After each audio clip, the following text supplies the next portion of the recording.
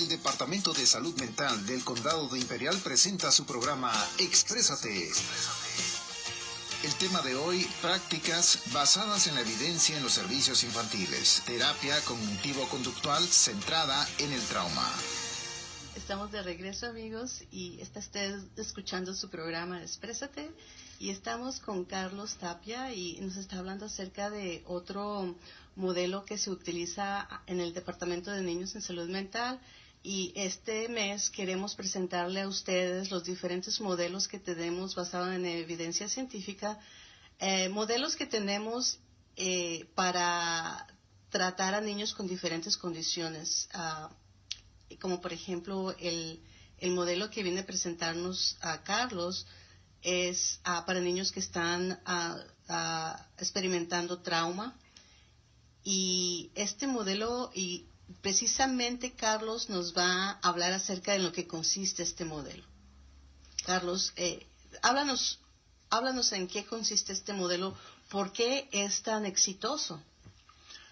El proceso de la terapia se ha replicado varias veces, se han hecho estudios, se ha dado un seguimiento muy a detalle de cómo la terapia, el exponer gradualmente a los niños al trauma que ellos fueron, por hablándolo, reprocesando lo que pasa, el proceso de recuperación se ha demostrado que es bastante efectivo. Entonces, como muchas veces les explico a los niños, es un proceso como de ver una película de terror. La primera vez que ves la película tuviste mucho miedo, no pudiste dormir después de que la terminaste de ver. Vinieron todos estos síntomas después de haber terminado de ver la película. Pero para la segunda, la tercera, la quinta, la sexta vez que la viste, empieza a perder su efecto la película. Entonces, el exponer a alguien gradualmente y desensibilizarlo a la experiencia traumática es bastante efectiva. Vamos a decir, restando o disminuyendo la afectación de los síntomas que un niño presenta. Sí. Ahorita que estuviste dando ese ejemplo, yo puedo relacionarme a esa anécdota, a esa metáfora que utilizaste.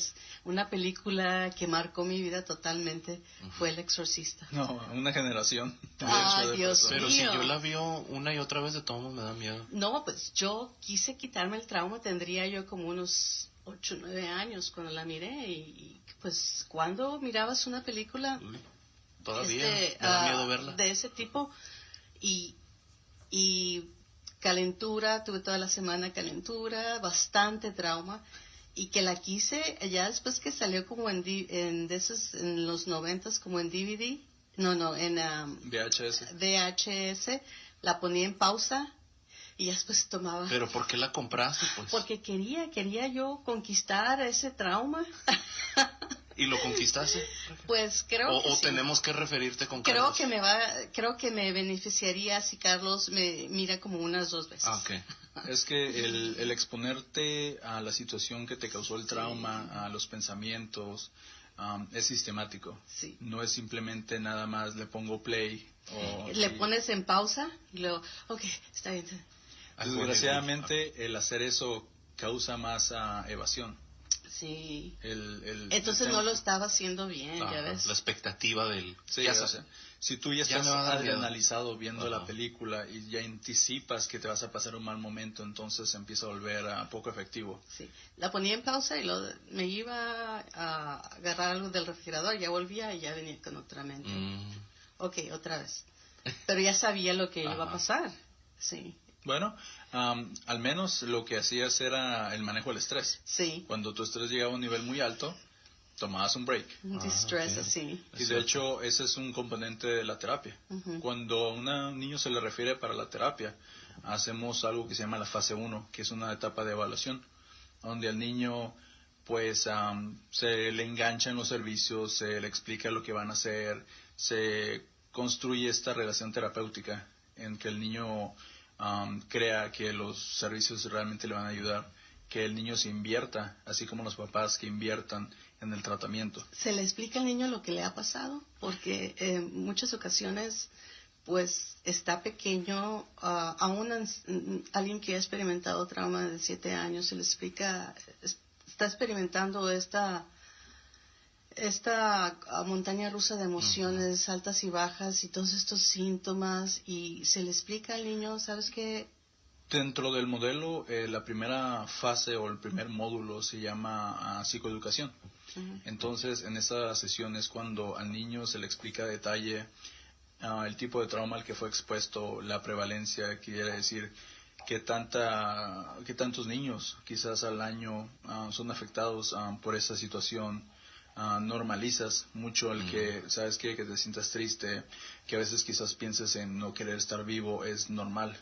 Entonces el niño piensa, pues no soy el único que le ha pasado esto. Ya no se sienten tan solos y al contrario, cuando se les explica de que hay muchas oportunidades de recuperación, ahí es donde empieza a crecer esa esperanza de que esto me va a servir, esto va a ser una experiencia positiva en mi vida, en vez de una negativa de nada más hablar de lo malo que me pasó. Y esa educación de la que estás hablando, Carlos, ¿esa nada más en ese primer módulo es para los niños o también para los padres?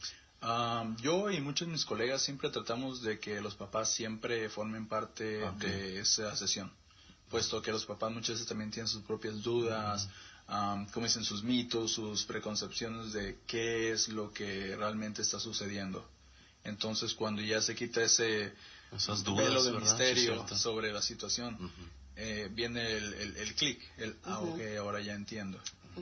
Ya es más normal esto, es consistente.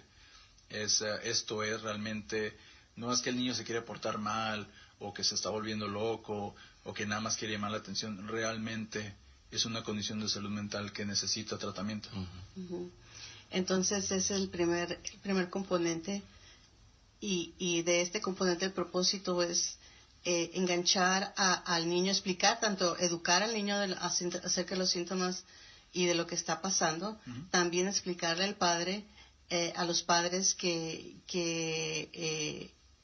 hay tratamiento y darles esperanza. Así es. Okay. De ahí la próxima sesión es la relajación, o lo que también se llama el manejo del estrés. Es crear ese pedal de alto, como quien dice en un automóvil. La pausa que tú le pones en tu película. So, cuando un niño se empieza a adrenalizar y empieza a ponerse muy irritado, muy triste, el miedo se incrementa en un modo bastante, vamos a decir, incómodo. La relajación, el manejo del estrés entra en la función de, ¿sabes qué? Hoy es un buen momento ahorita para tranquilizarme.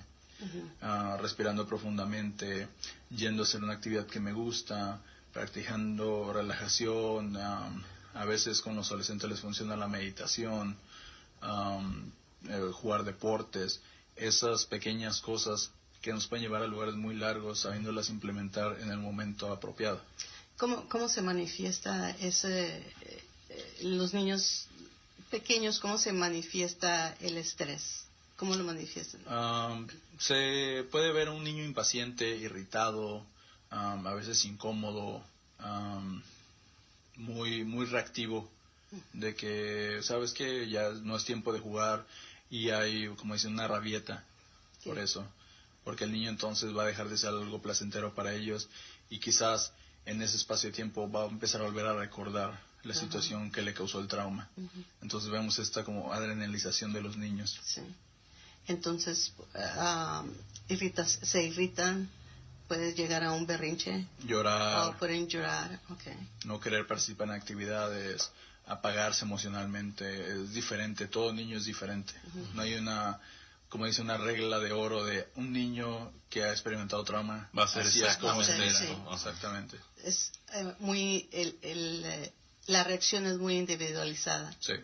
Hay niños que tienen más habilidad de anteponerse al trauma y hay otros niños que son más vulnerables. Entonces, de niño a niño o niña a niño es diferente. Sí. Y me imagino también que las maneras de relajamiento también varían, son muy diferentes. Sí. Comentaste que a los adolescentes, va muy bien el estilo de relajamiento para ellos. Meditar en algunas ocasiones. Escribir, por ejemplo, si tú eres un niño pequeño, escribe de cómo tú sientes para que expreses. Un niño no tiene muchas veces la paciencia de sentarse y escribir vamos a decir, un diario de así es como me siento. Sí. A ellos les gusta jugar, estar activos, vamos a decir, el liberar esas emociones, esa energía a través de comportamientos, de juegos. ¿Y el modelo te permite adaptarte a esas características? Cada cliente que vemos, la terapia, vamos a decir, de alguna manera se hace a la medida del cliente. No es como una medida para todos. Entonces es muy importante dejarle saber eso al cliente. Esta terapia es tuya y para ti nada más. Ya cómo te funciona a ti, esa cómo se va a implementar. ¿De qué manera te relajas? Si es cuando tú le ayudas pues a descubrir de qué manera se relajan. De nada serviría imponerle al niño o a la niña una actividad para relajarse que fuera contraproducente. Sí. Entonces se pierde lo que sería la meta de la intervención. Y no la haría. Exactamente. Sí. Pues entonces al niño se le enseñan técnicas de relajamiento y estas técnicas de relajamiento el niño las utiliza cuando se siente, cuando se siente ansioso. Primero asignamos tarea y ejercicios en casa, sobre todo procesamos lateralmente con los papás de lo que están haciendo los niños en la terapia, para que ellos cuando van a casa, eso es algo que refuerzo por lo menos yo mucho. Siempre les digo a los papás y a los niños, estás aquí 1 hora cada semana y todo el resto del tiempo no estás aquí. Entonces es crucial. Es un cachito del tiempo que Así están es. ahí, es cierto. Pero si realmente te inviertes en esto y lo usas y lo practicas, se vuelve casi como un reflejo. Me empiezo a sentir ansioso, uso herramientas de relajación. Entonces tomas tu tiempo y empiezas a practicar lo que realmente te relaja. Así es. Ajá. Y ¿qué papel desempeñan los padres aquí en esto? Los padres, como la red de apoyo al niño, refuerzan mucho la práctica y recordar a los niños en manejar sus emociones mejor. Entonces, en vez de, ¿sabes qué? Te estás enojando, tranquilízate, decir, ¿sabes qué? Estoy viendo que estás haciendo dificultades emocionales, te tienes que regular. Entonces, vamos a hacer esto. Te voy a ayudar a hacer una actividad donde los padres también se involucren para que los niños sientan apoyo y así se les hace más fácil, vamos a decir, sobrellevar esa situación cuando su nivel de estrés empieza a escalar. Okay. Y entonces, ya una vez superada esta etapa, esta fase, ¿qué sigue después de ahí? De ahí lo que sigue es una sesión que se llama regular el afecto. Entonces, el afecto, en otras palabras, es la representación emocional de una persona. ¿Cómo te sientes en este debido momento? Entonces, muchas veces cuando una persona escala, se molesta, pues sus emociones son enojado, frustrado, triste, y mucha gente no se da cuenta. Empiezan, no estoy enojado, y realmente sí lo están. Entonces, la sesión se enfoca en incrementar la apreciación de la persona de sus sentimientos en cada momento. Entonces, cuando una persona se vuelve más consciente de cómo se siente, podemos identificar lo que son las causas, qué es lo que te está haciendo sentir de esta manera. Entonces, le ayudas a identificar esas emociones y no nada más las emociones, sino que qué es lo que estás pensando. Así es. ¿Qué es lo que estás pensando? ¿Qué es lo que va a llevarnos a la próxima sesión? Sí. Porque si no, no sabes qué hacer, ¿verdad? Sí. Dependiendo de cómo te sientes. Porque muchas veces he preguntado a uno de los niños o incluso a los papás de qué fue cuando pasó esto, que cuando no te dejaron jugar videojuegos, ¿qué fue lo que pensaste? ¿Estaba enojado? Entonces tenemos que redirigir. Enojado es un sentimiento, es una emoción, no es un pensamiento. Entonces por eso trabajan primero desde dónde emocionalmente están los niños. Y después vemos, este sentimiento, ¿de dónde viene? La diferencia. Exactamente. Entonces se le enseña la diferencia de lo que es una emoción y de lo que es un pensamiento. Así es. Porque comúnmente le preguntamos, ¿qué es lo que estás pensando? Pues estoy enojado. Pero ¿qué es lo que estás pensando? Que me hiciste enojar. No está acostumbrado a uno a pensar de esa manera, ¿verdad? Sí. Y una vez enseñándole esa etapa que viene siendo la etapa de regulación de afecto, se enseña y también encargan como asignamientos, tareas o qué Hay son? hay una tarea que por lo regular se asigna, que es el termómetro emocional, donde vemos, depende del, vamos a decir, esta emoción, vamos a decir enojo, y vemos dentro del 0 al 10 qué tipo de situaciones son las que te hacen que tu enojo escale o se incremente. Vamos a decir, la que más me molesta es que me manden a tirar la basura cuando estoy viendo Dragon Ball, cualquier cosa. Entonces vemos, bueno, si ya que se identificaron estos gatillos o estas situaciones, los factores que juegan un rol en que una persona se sienta de esta manera, vemos que qué tipo de pensamientos son los que una persona tiene que están causándolos a hacerlo sentir de esta manera, que es donde empieza, vamos a ir el trabajo para la próxima sesión. Sí. Entonces, por ejemplo, las situaciones, enseñarle al niño qué es lo que te molesta y que te hace llegar al 10 en este termómetro. 10 sería furioso. ¿Okay? Entonces, es cuando Julio me quita el control de la televisión. Entonces, eso me hace sentir un 10 y empujo a Julio. ¿Sí?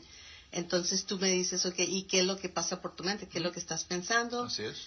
Y ya el niño dice, Julio todo el tiempo hace esto, no es justo, No me quiere. no me quiere. Entonces, ya una vez distinguiéndose eso, Nos movemos a la próxima nos sesión. movemos a la siguiente sesión